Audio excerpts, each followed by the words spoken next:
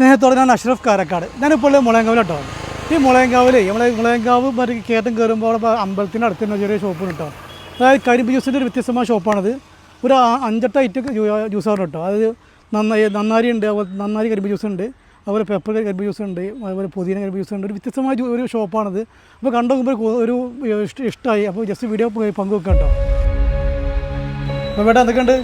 സുഖല്ലേ? സുഖം തന്നെ. എന്താ കുടിക്കാന്നുള്ളത്? കുടിക്കാൻ ഇത് കരിമ്പ് ജ്യൂസ്, തുളസി ജ്യൂസ് ഉണ്ട്, തുളസി ഉണ്ട്, ഇത് ഇഞ്ചി ഉണ്ട്, ചെറുനാരങ്ങ ഉണ്ട്, പിന്നെ നന്നാരി ഉണ്ട്, പുതിന ഉണ്ട്, കുറേ ഐറ്റം ഉണ്ടല്ലേ?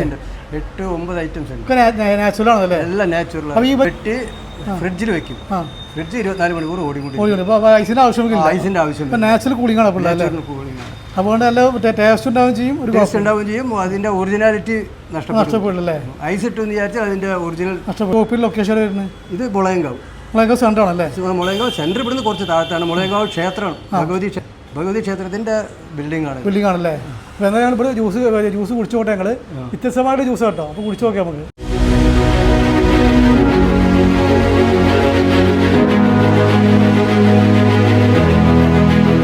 കരിമ്പ് ജ്യൂസിന് വെറൈറ്റി കേട്ടോ. അത് കരിമ്പ് ജ്യൂസിന് ഇഞ്ചിട്ട് അടിച്ചാണത്.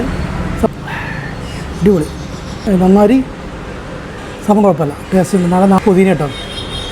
ടേസ്റ്റിന് കുഴപ്പമില്ല.